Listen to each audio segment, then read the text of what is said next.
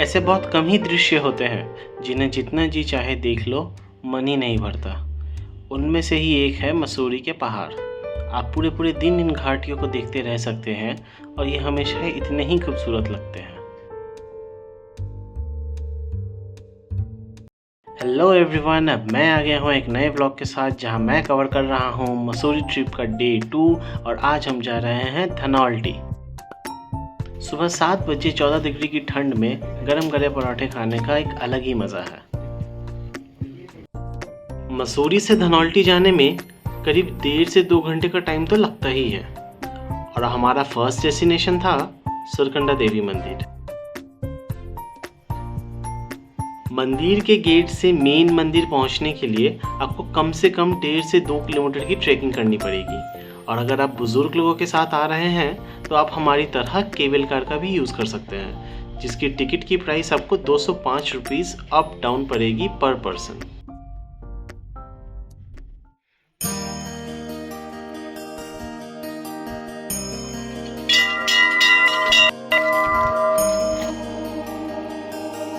और ये हम पहुंच गए सुरकंडा देवी मंदिर।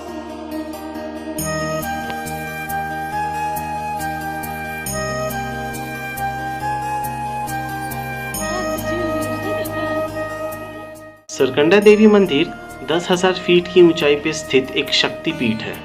जब सती माता की शव को हाथों में लेकर महादेव तांडव कर रहे थे अपनी पत्नी को खो देने के दुख में, तब भगवान विष्णु ने अपने सुदर्शन चक्र से सती माता की शव की 51 टुकड़े कर दिए, जो दुनिया भर में जहाँ गिरे वहाँ एक शक्तिपीठ बना। सुरकंडा देवी मंदिर में सती माता का सर गिरा था, जिसे यहाँ पूजते हैं। वैसे तो मंदिर पूरे साल बादलों से घिरा रहता है, पर आपकी किस्मत अच्छी हुई तो इस ऊंचाई से आपको केदारनाथ और बद्रीनाथ भी दिख सकते हैं।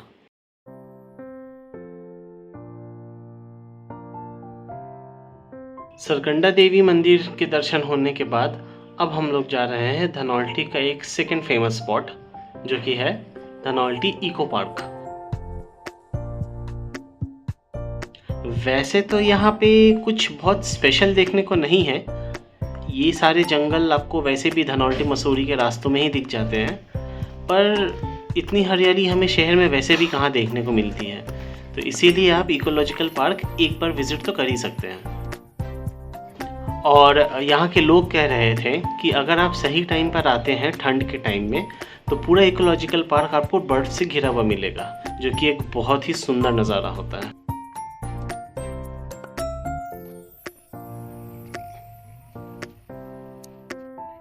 धनौल्टी से सीधा आ गए हम लैंडौर के फेमस 4 दुकान 24 मकान की तरफ, जहां हमने चाय पी। लैंडौर एक हिल टॉप कैंटोनमेंट एरिया है जहां आई गेस 110 कॉटेजेस हैं और यहाँ सिर्फ रीबिल्ड या रेनोवेशन की ही परमिशन है। आप कोई न्यू स्ट्रक्चर नहीं बना सकते। लैंडौर में ही हमारे बचपन के फेमस राइटर रस्किन बॉन्ड का घर भी है और लैंडौर अपने बेकरी के लिए काफ़ी फेमस है। तो मैं और मम्मी जा रहे हैं लैंडौर के फेमस बेकरी से कुछ केक्स खाने के लिए।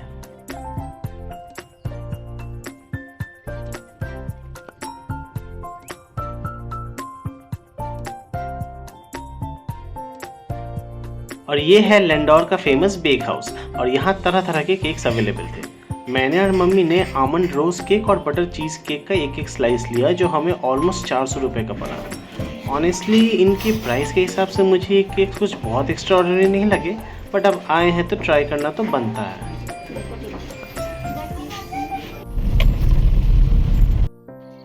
लैंडौर पूरा कवर करने के बाद हम आ गए हैं संतूरा माता के मंदिर, जो कि केम्प्टी फॉल्स जाने के रास्ते में ही पड़ता है। संतूरा माता दुर्गा माता का ही एक अवतार है और ये मंदिर पहाड़ी की चोटी पर स्थित है, जहाँ पहुँचने के लिए आपको 8 से 10 मिनट की चढ़ाई करनी ही पड़ेगी और यहाँ कोई केबल कार्स अवेलेबल नहीं है। और यहाँ आने के बाद आपको बिल्कुल ब्रेथ टेकिंग व्यूज़ मिलेगी और बहुत शांति मिलेगी। अंदर फ़ोटोज़ या वीडियोज़ लेना बिल्कुल मना था, पर हमने अच्छे से दर्शन किए और पूजा की।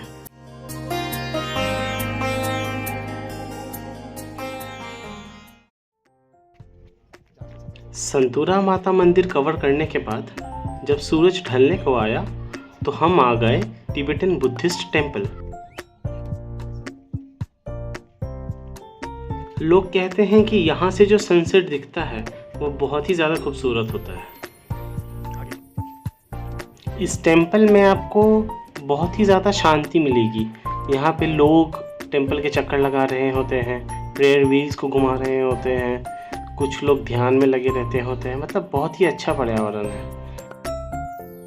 इन प्रेयर व्हील्स को घुमाना बुद्धिस्ट कल्चर के डिवोशनल और स्पिरिचुअल प्रैक्टिस का एक पार्ट है। कहा जाता है कि इन सारे स्पिरिचुअल व्हील्स पे एक मंत्र लिखा है और आप जितना व्हील को घुमाते हैं मतलब आप एक एक मंत्र को रिसाइट कर रहे हैं।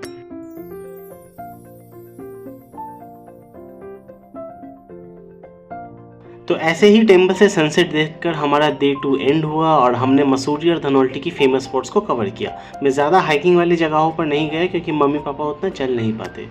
सब्सक्राइब करें क्योंकि मैं जल्दी डे 3 का वीडियो लाऊंगा जहां मैंने ऋषिकेश के फेमस स्पॉट्स को कवर किया है, और कमेंट करके बताएं कि आपको इनमें से कौन सा जगह सबसे सुंदर लगा।